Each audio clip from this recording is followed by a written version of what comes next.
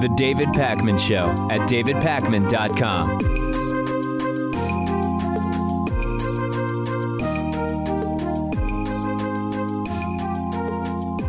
The FBI Hillary Clinton email saga may be ended at this point. We have yet another letter from FBI Director James Comey saying there will be no charges against Hillary Clinton, even now considering these new emails on Anthony Weiner's computer.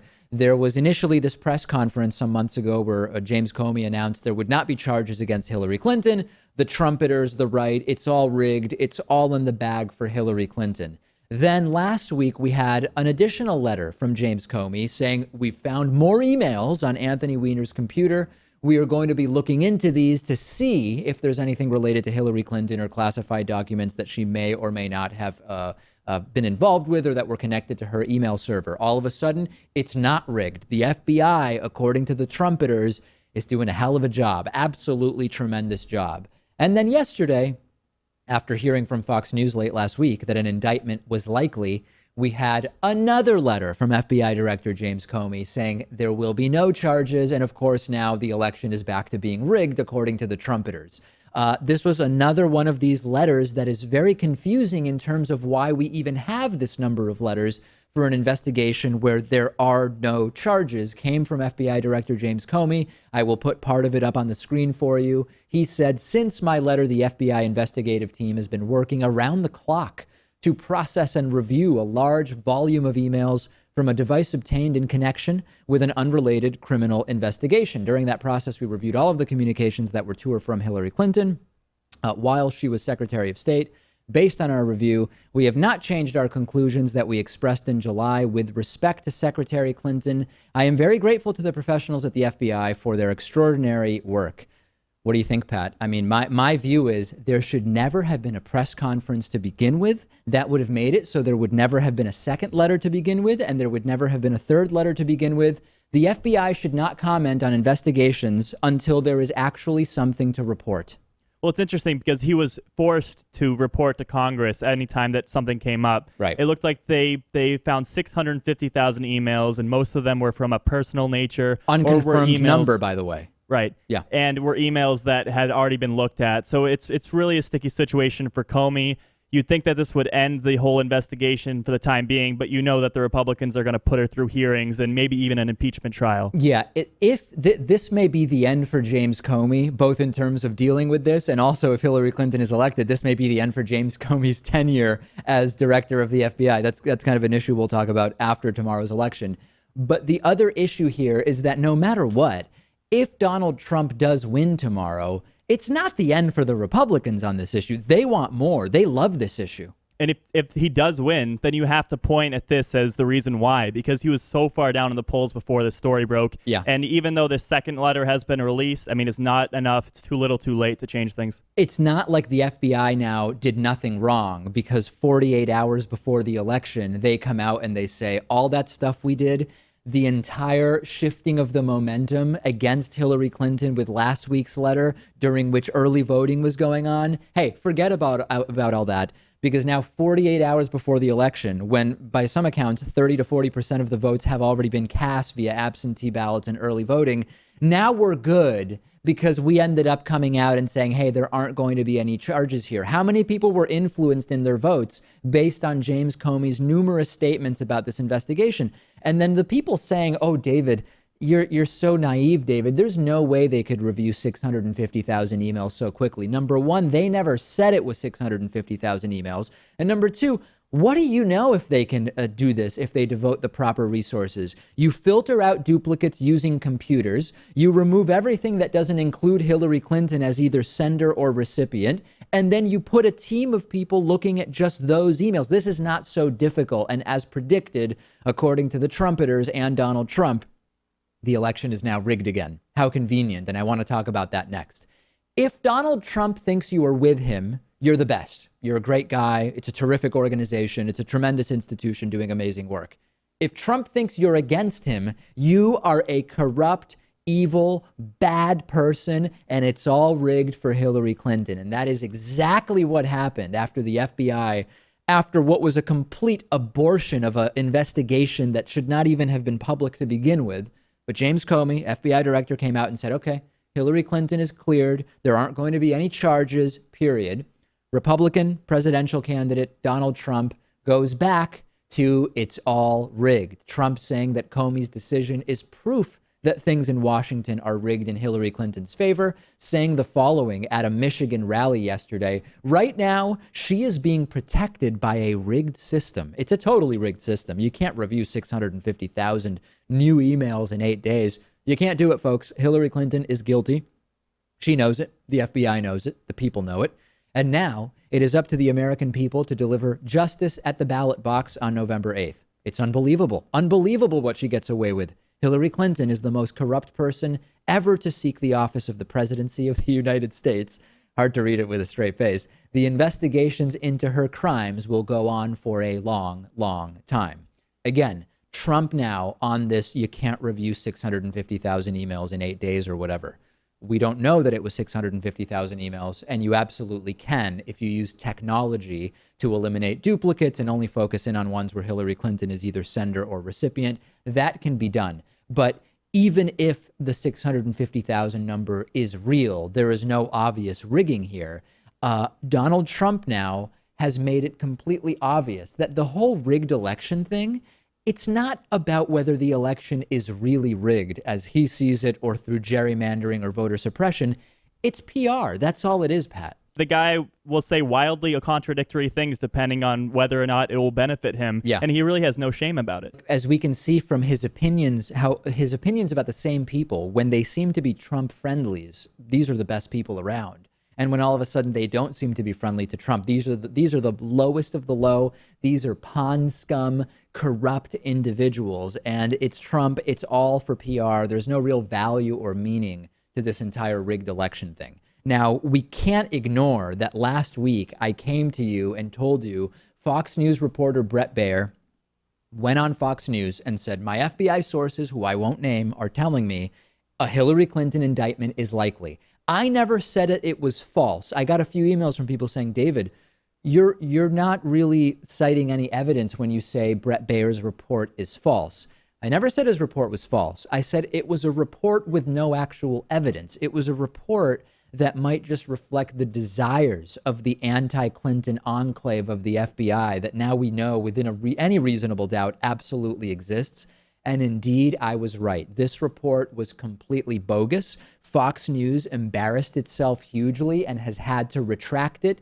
But as Kellyanne Conway said, and I'll play it for you in a second, the damage is done. Now, let's start. This is just a reminder about what Brett Baier said. This is part of what we played for you last week. Brett Baier saying an indictment is likely.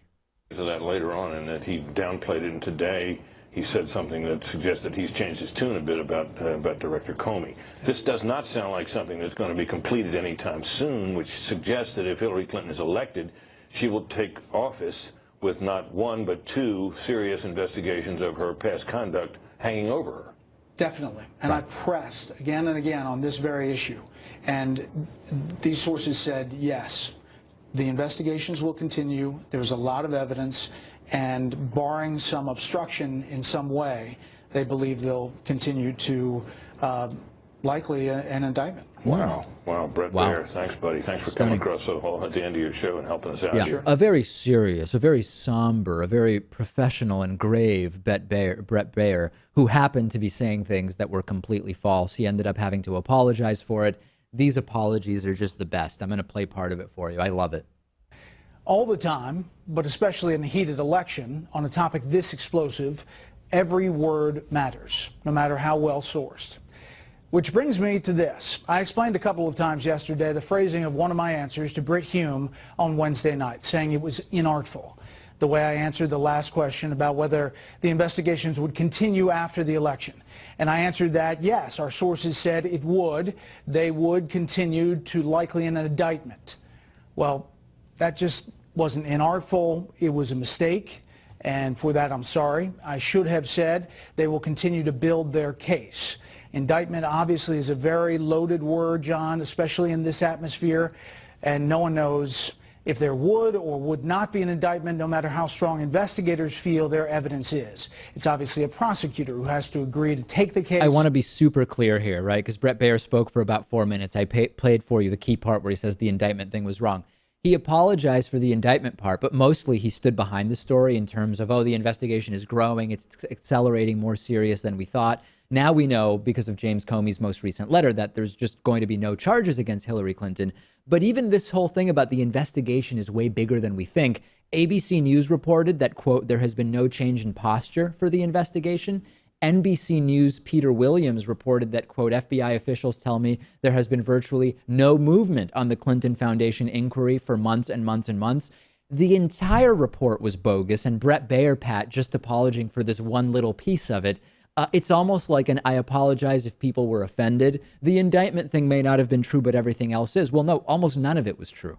Yeah, and it's really just the case of Fox News trying to tell its viewers what they want to hear, regardless of what the actual reporting is. And it's good that he did give some form of apology. You usually don't see that from Fox News. No. Usually that's left for other cable news outlets to give tearful, expanded apologies. Now, here's the problem, though. It had an impact. And Trump campaign manager Kellyanne Conway admitted that, yeah, it was wrong, but it has had an impact. And that is the problem. Here's Kellyanne Conway. Your candidate today on the stump, a quote from Donald Trump. It was reported that an avalanche of information is coming in. The FBI agents say their investigation is likely to yield an indictment. This has been walked back, the indictment portion, by Fox News, who originally reported it, and by NBC News, which has done subsequent reporting on this. Will Donald Trump amend his stump speech to walk back the same thing? Well, the damage is done to Hillary Clinton, though. No matter how it's being termed, the voters are hearing it for what it is, a culture of corruption. We see reports tonight, confirmed by a different network, Ryan, that there are new emails that have to do with Hillary Clinton in this Anthony Weiner laptop situation, I suppose. Kellyanne Conway is completely right. You can't unring the bell. I guess we're calling it, what, the first letter after the one last week where James Comey said, hey, we're looking into this stuff. That had an impact. Early voting is now done. Now we know, yeah, there's not going to be a single charge against Hillary Clinton.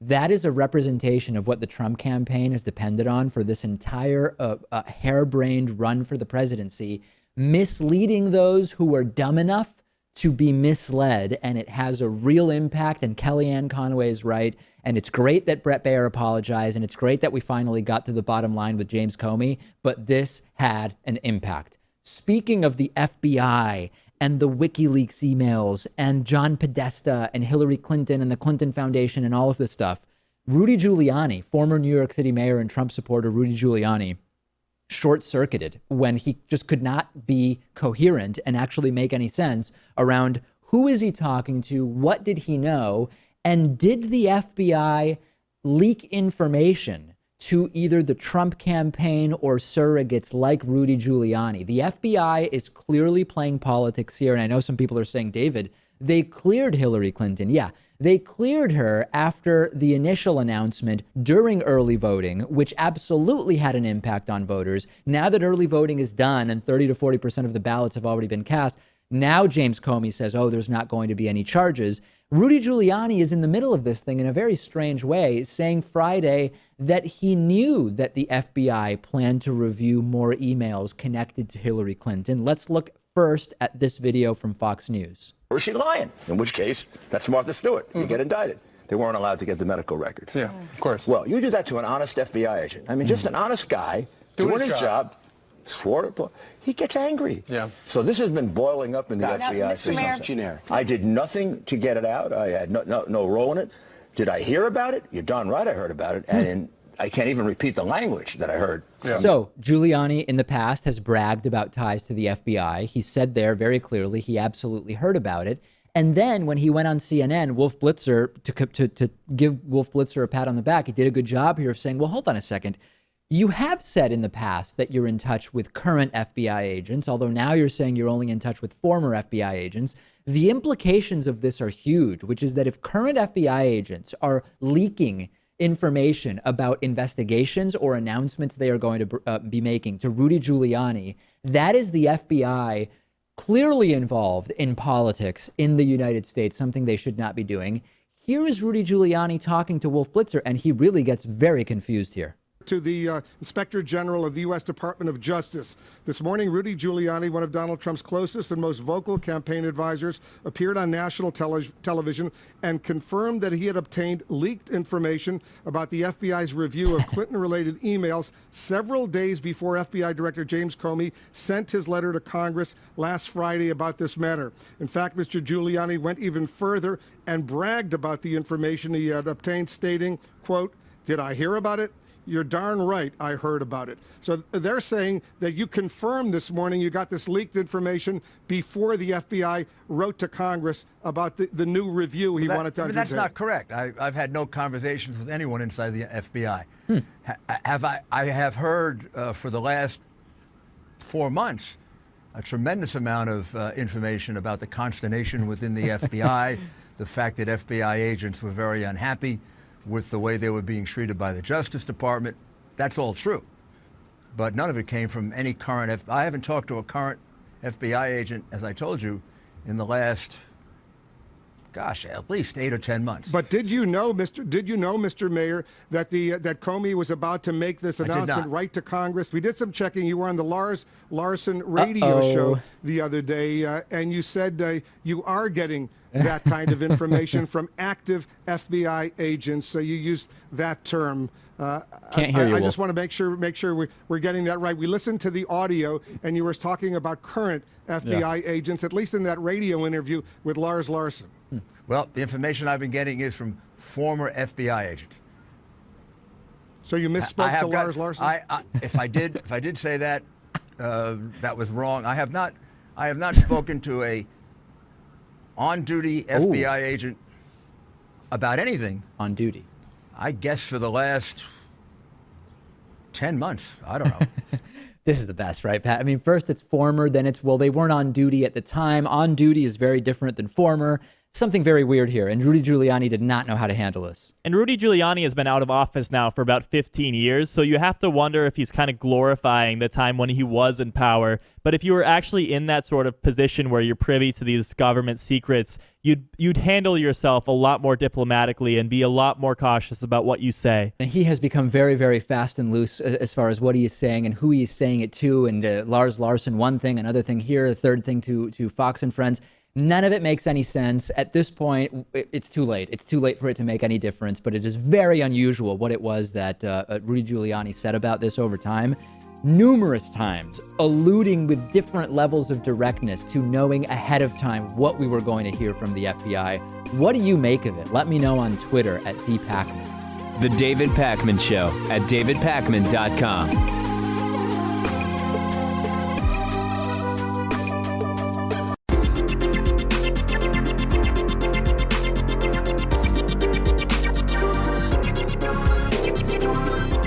The David Pakman Show at davidpakman.com.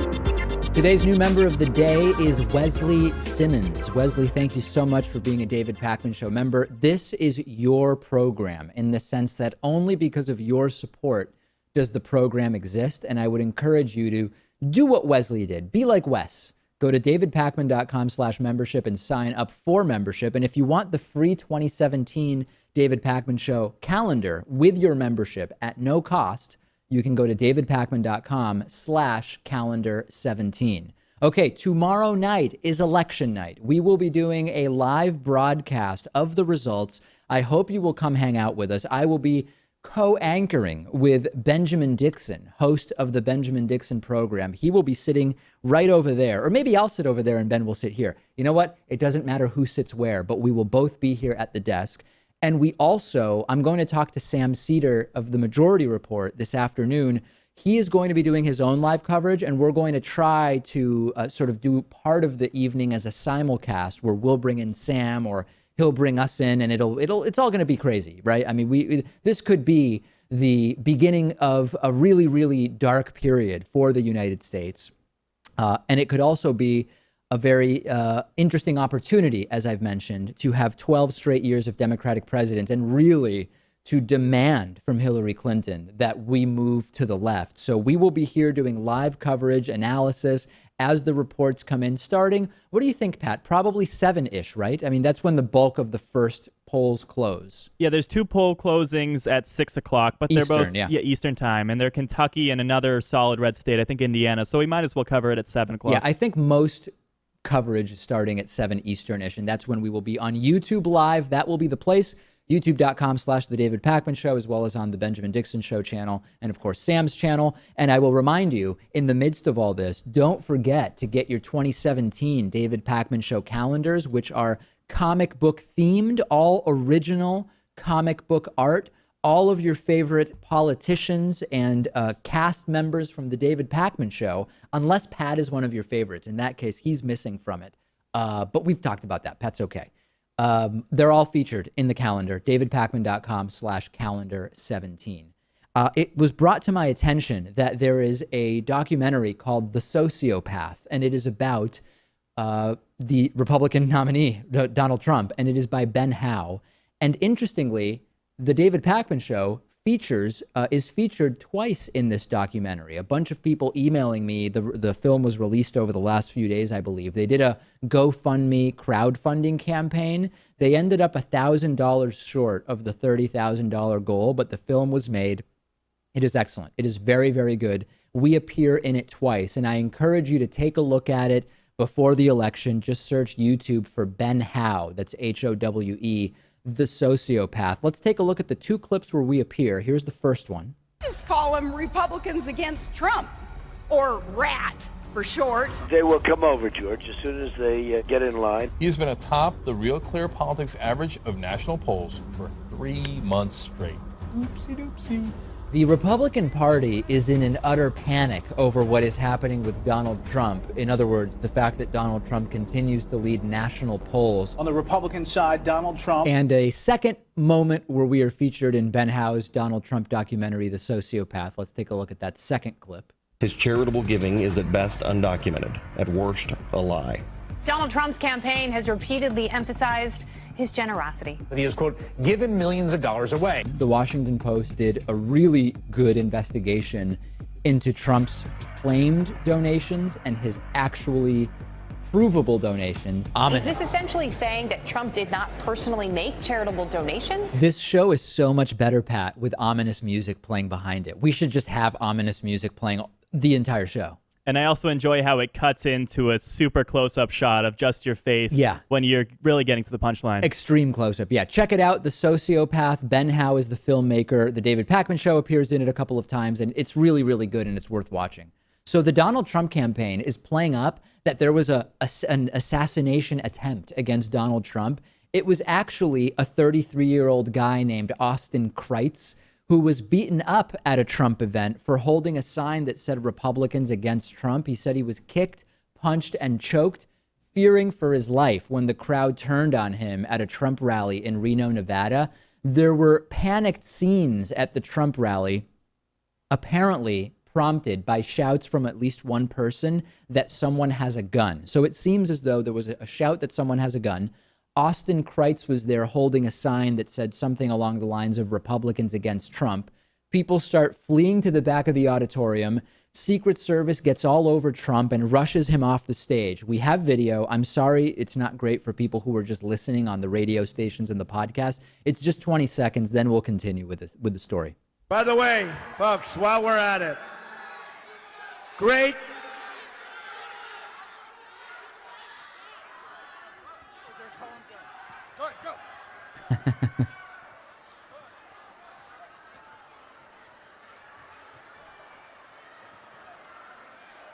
Yeah. And then a big kerfuffle there. So the U.S. Secret Service has since said there was no weapon found on the subject that was detained. He had been released. What The Guardian did find, however, is that the would-be assassin, and I use that term completely inaccurately, had been bruised up and looked completely shocked by the entire thing. He said that he, quote, was in survival mode and that he knew he could die at that moment, also saying that, quote, someone grabbed his testicles and had his neck in a chokehold. Donald Newton was also at the event. He was interviewed after. He said He had something on his belly. I don't know what it was. Somebody yelled gun and everyone jumped on him. Okay, so that's it, right? No big deal. It was just a mistake. This guy had a sign. Someone yelled gun. Except that the Trump campaign is using this as a supposed assassination attempt for publicity. Minutes after this happened, Trump's campaign social media director, Dan Scavino, posted the following tweet to his Twitter account where he said, "Hillary ran away from rain today. Trump is back on stage minutes after assassination attempt." A guy with paper is an assassination attempt now. And then at his next event in Denver, the guy introducing Donald Trump, his name is Andre Mohana. He was giving the, obviously, invocation to kick off the Trump Denver event, referenced an attempt at murder. Take a listen to this. Insane. You attack him every time, thinking he raises a speech of hate. Tonight, I think the hate a lot of media raised against him caused an attempt of murder against him in Nevada. Yeah. Trump supporters, Pat, beat up a guy with a sign that says Republicans against Trump. The guy, paper. He's armed with paper, nothing else. And then the Trump campaign starts using terms like assassination attempt and an attempt at murder.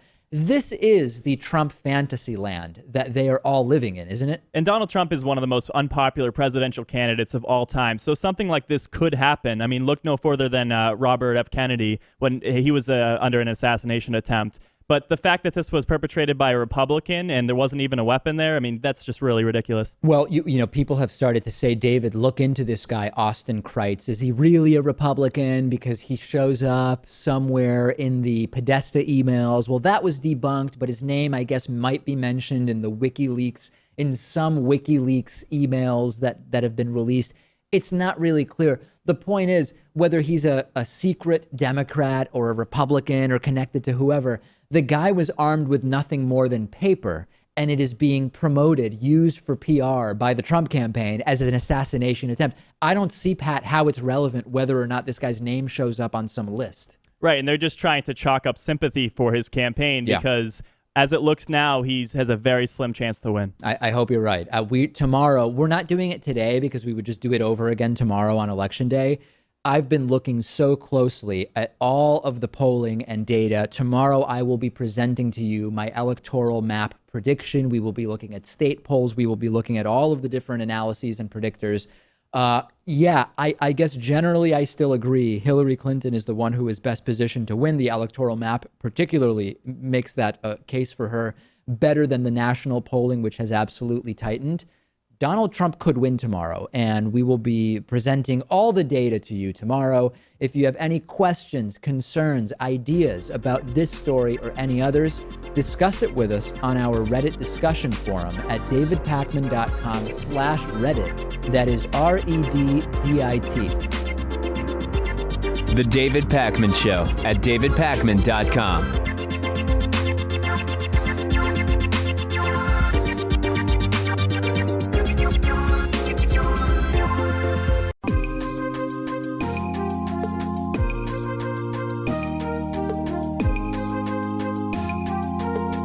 Welcome back to the David Pakman Show.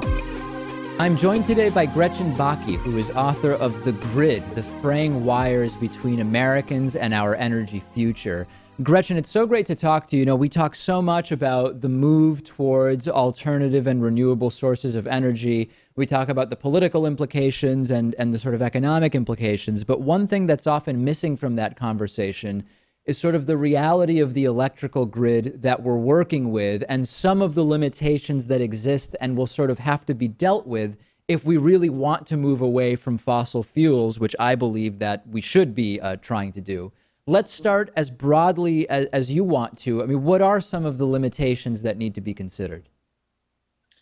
Well, I think the main thing that people don't quite grasp when thinking about the energy transition is that electricity can't really be stored right now.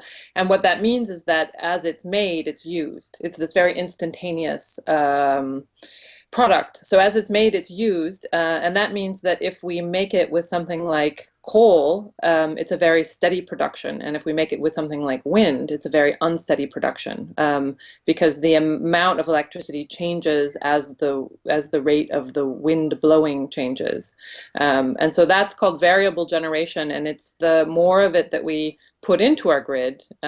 We tend to think of it as renewables, but not all renewables are variable.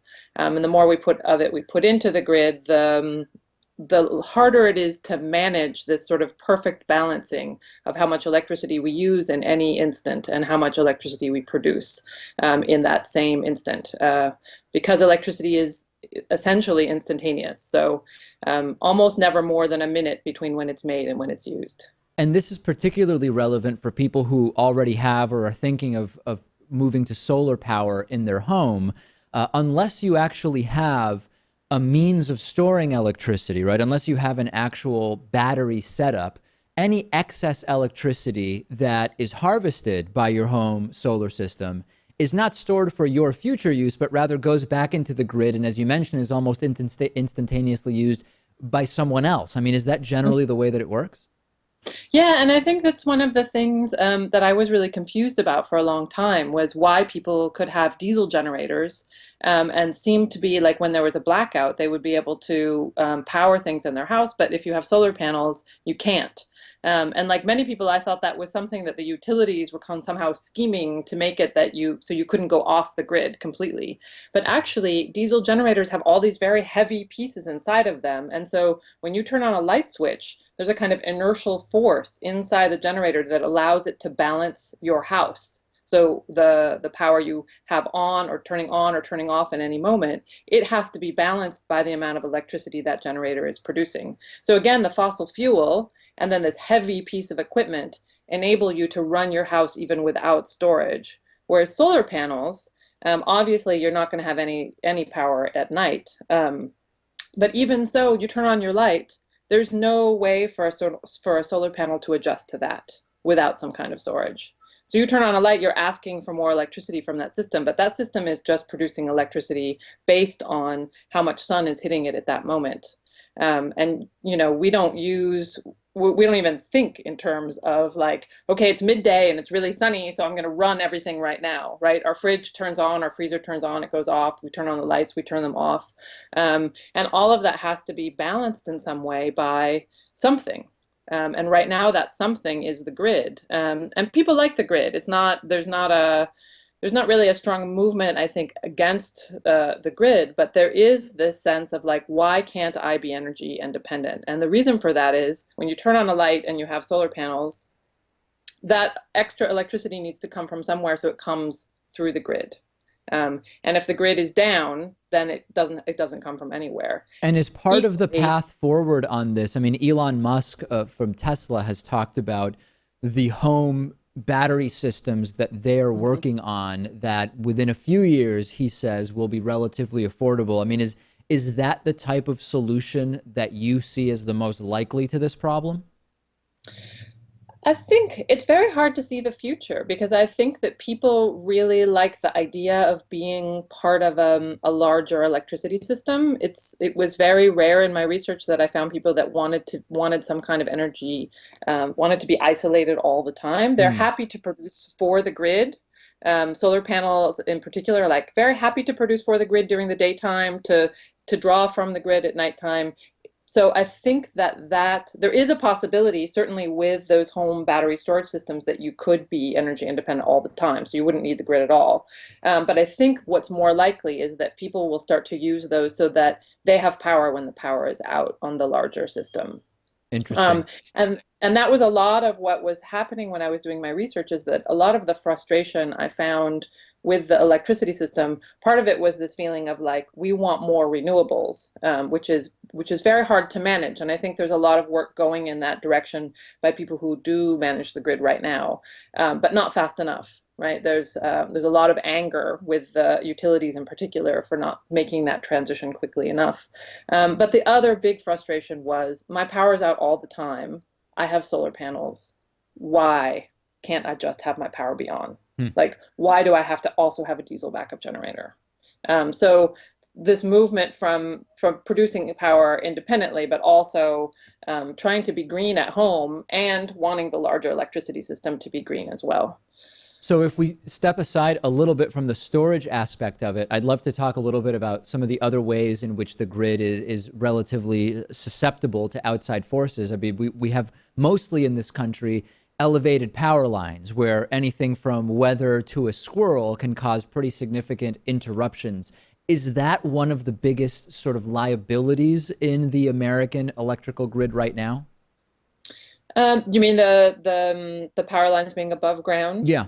Certainly, it is in part because the greatest threat to the grid right now is growing trees. So if they were underground, that would be less of a problem. It's really hard to cut back all of the foliage that is just up and coming over this huge nation, right? It's always just going up and up and up and sort of grabbing at power lines. So yes, it's not always the answer to bury, though. If you have someplace like Florida with a high, sort of a high tidal, I don't know, I think the word is scale, but the water comes up very high tidally, or when it's very wet, you don't want to bury lines, and you don't even want critical infrastructure at ground level. You want to start putting stuff up. You want to put your substations on hills. So for some places, it's quite a good idea to bury lines. In other places, it's a less good idea. The grid is weirdly local. So we have 3 of them in the US, and they're each gigantic. They're these huge machines. There's sort of one for the West, one for the East, and one for Texas. But nevertheless, it's also extremely local in how it's designed, how different states have been keeping it up, the kinds of laws. There are laws that are federal, but there are many laws that are very particular to states or even to counties or to municipalities. So taking into account the weather in particular places matters for answering that question, but it's also extremely expensive to bury lines. Yeah, and So that also that's gets towards another- what's sort of underlying this, which is, I don't know if I would call it a jurisdictional issue, but certainly one of ownership, which is that there's not like a single entity that owns or controls or maintains the grid, right? I mean, as you're sort of talking about, you're talking about municipalities and a lot of smaller entities that are part of this grid. Mm-hmm. And even manage their own grid. There are many municipal, like Los Angeles, for example, it manages its own grid, even though that grid is connected into the entire gigantic grid, which covers the whole of the West. It's still that particular piece of it, like where they're buying electricity from, how much they're paying for it, who's maintaining the lines. All of that is managed by the municipality. And some municipal grids are very, very small. I talk about in the book Rancho Cucamonga, which has 1 streetlight, but they have a municipal power governance. And people, again, are sort of organizing suburbs, et cetera, as they get frustrated with the rate of change to a more renewably powered system. They'll just get towns or suburbs together, and they'll disaggregate, it's called, from the big grid and take over their own little piece of it to manage it for themselves. So that happens legally in the States. So it's both big and very, very small. Very, very local, and absolutely, nationally gigantic. And I think that's where you see a lot of the excitement about what's happening right now. I know most people don't really see the grid or think about the grid, but it's changing radically at this exact moment in time. And lots of people are causing that change to happen in different ways. Well, it is a hugely important issue, particularly when we have the conversation about when and how will we get off of fossil fuels. It's something that could not be more important. Again, we've been talking about the book, The Grid, the fraying wires between Americans and our energy future. And we've been speaking with the book's author, Gretchen Bakke. Thanks so much for talking to us about this. Yeah, my pleasure. Thank you. The David Pakman Show at davidpakman.com.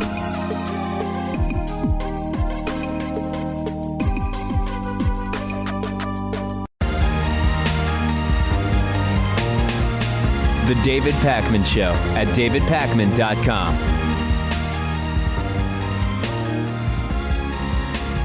Really disgusting news out of North Carolina about voter suppression and disenfranchising voters, to the point that many, including a judge, are calling what has happened in North Carolina Jim Crow style voter suppression. Now, as a reminder, there's no doubt at all that the entire point of voter ID and reducing early voting, it's all about helping Republicans. Let me remind you, when Republican Pennsylvania State Representative Mike Turzai admitted this in front of cameras in a speech, that voter ID is all about helping Republicans. Remember this?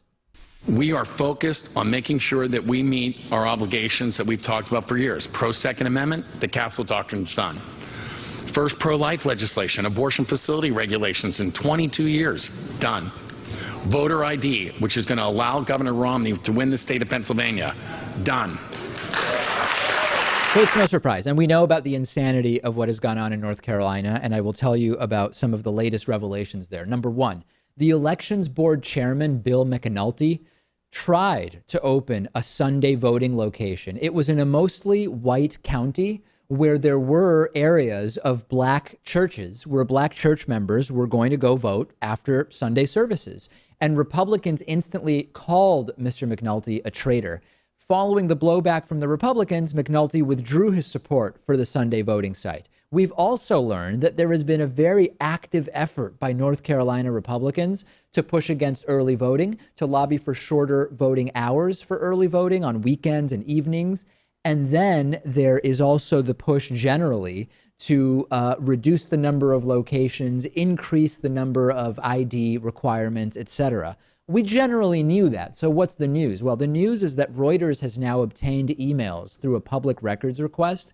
And you don't have to look very far to realize that this is very, very political. The emails revealed that while Democrats were lobbying for early voting hours, more locations publicly, completely in the open, saying, here's what we want, here's why we want it, Republicans who were lobbying against early voting were doing it privately because it's obviously partisan. If you are going to do this secretly as opposed to publicly, there's no doubt that there is something wrong with what you're doing or something unfair about what you're doing, something discriminatory about what you're doing. But that's not it. The problems in North Carolina are way bigger than just restricting early voting, because we have now heard from U.S. District Judge Loretta Biggs, who slammed the ongoing voter purge that is going on during a hearing late last week, saying that she was, quote, horrified by the, quote, insane process by which voters could be removed from the rolls without their knowledge. Here's what you can do in North Carolina, and I did not know about this, Pat. If someone receives mail at an address and it gets returned to sender, you can take the mail that has been returned to sender and go to the Elections Commission and say, listen, I sent this person mail, they're registered to vote at this address, but it's been returned to sender, the mail is undeliverable. Remove them from the voter rolls. That's all it takes. It's completely legal. And this has been used to actually purge thousands and thousands of voters, mostly black Democrats. Who do you think they're voting for in the election? In a completely legal manner. Now think about this. You can game this, right? You can say, all right, here's what we're going to do. We know that poor people are disproportionately likely to move more often. We know that poor people are disproportionately more likely not to have a steady mailing address. Let's just deliberately start sending out all sorts of mail only to voters that we believe would vote for Democrats. It'll come back as undeliverable, and we will take that and ask for them to be removed for the voter rolls. It's insane. And really, you have to do something about that. That should not be legal, right? The solution is not, oh, well, they should be doing it to Republicans too. No, this should not be legal. This should not be a method through which the individual can have other people purged from voter rolls. And at least one judge is saying this is insane and this is Jim Crow-like. And it's really just a sad reflection on your party that you can't win a war of ideas, so you have to resort to these sorts of tactics. Yeah, it's not like they say, oh, you know what, it's just bad for people to vote early. Voting early is objectively a bad and immoral thing. No, it's that they know that early voting and any methods that will generally increase turnout, particularly for disadvantaged individuals, is likely to help Democrats. It's completely political and it's completely partisan and it's disgusting. And this happens every election. Will it make a difference tomorrow? Is this going to swing one state or two states or three states in a way that is going to swing the entire election? I hope the answer is no. I really hope that the answer is no. I told you months ago, and I received so many angry emails, and now we know that it's true, that Melania Trump, the wife of Donald Trump, worked illegally in the United States. We now know. And it's not to pat myself on the back. The evidence was there. Corporate media, they talked about it a little bit. They forgot about it pretty quickly. Trump campaign dismissed the entire thing. We now have confirmation that Melania Trump was paid for 10 jobs in the United States that occurred before she was legally allowed to work in the United States. This is from documents that have been provided to the Associated Press. She received a green card in March of 2001 and became a citizen in 2006. She has always maintained that she came here legally and never violated the terms of her immigration status. However, it turns out that indeed she was working here before she was authorized to work. She came to the U.S. from Slovenia in 1996 on a B1, B2 visitor visa and then obtained an H-1B work visa in October of 96. The documents show that prior to obtaining the work visa, she worked 10 jobs. I mean, I don't know what to say. I'm flabbergasted. Donald Trump, the candidate who says we're going to have borders here, we're going to build a wall, we're going to only have people who come in legally and are here legally and are working legally, we're going to get all the criminal illegal aliens out. Lock her up, right? I mean, that's the whole trumpeter thing. Lock her up. Illegal is illegal, and Trump wants to lock up the criminal illegals. Melania Trump was here. She was working, and that was illegal, Pat. Well, it's funny because Melania Trump this weekend also announced that as First Lady, her top priority would be to combat cyberbullying, an issue where her husband is the chief, right? So, I mean, there's no opposition from us on the left about either of these issues, but when your husband is the person portraying these as wrong, it's really contradictory. The bottom line is that for Trump supporters, illegal immigrant is a racial category. It's not a legal one. You're an illegal immigrant if you look a certain way, if you come from certain countries. Models from Slovenia, Pat, married to billionaires, there's nothing illegal about that. We're talking about a cultural and racial designation. Well, to be fair, I mean, you can't really build a wall between the United States and Slovenia, no, so that I would think be it's acceptable. Inconvenient. Although my guess is if you went out and surveyed Trump supporters and you said, do you support building a wall between the U.S. and Slovenia, the number of yeses would be shockingly high. And probably some Democrats, too. I mean, I don't want to be completely partisan here, but I'm sure there are people who would support building that wall, a wall that is physically impossible to be built. So, you know, day before the election, I've been telling you about this for months. It's everything that we have been suspecting about this work situation has been proven to be true. Melania Trump, one of those, quote, criminal illegals that Donald Trump says should never be allowed here in the first place and must be deported via a deportation force. Always a double standard, not too far behind when it comes to the Trump campaign, huh? We have a voicemail number. That number is 219-2-DAVID-P. Here's a voicemail I received. Oh, yeah, David Pakman, you're an idiot, man. I just love your show. You are an idiot. You're part of the decay of Western civilization, you jackass. Yeah. Okay. All right. Well, I'm part of the problem here, Pat. Are you convinced? Yeah. Oh, absolutely. Yeah. I'm the problem with the decay of Western civilization and not any of the people I've spoken about on today's show. Will this person be pleased by the election results, or will this person be angry about the election results? We will see very soon, won't we? On the bonus show today, you can buy citizenship in 8 countries. A lot of people say, if X candidate wins, I'm moving to Canada. Canada is a tough one to move to, but there are 8 countries where if you have enough money, you can actually buy citizenship, and we will talk about that. North Korean leader Kim Jong-un is not wasting the opportunity of the United States election to threaten the incoming U.S. president with a missile launch. That is going to be something that I am sure is going to be taken more seriously than Kim Jong-un would actually like. And number 3, we will talk about live election coverage that we will be doing on the bonus show today. Remember, the David Pakman Show 2017 calendars are available at davidpakman.com/calendar17. You can get just the calendar if you want, and I will autograph it for you if you like. Or if you've been thinking about getting a David Pakman Show membership, and of course that includes access to the bonus show and so many other great member benefits, we'll send you the calendar for free if you sign up at davidpakman.com/calendar17. All the information is there, and you will get instant access to today's bonus show. The show doesn't have to end now. It can continue I encourage you to sign up. That is how this program exists, and we are on the air and continuing to grow because of the support of members. I'll speak to you then.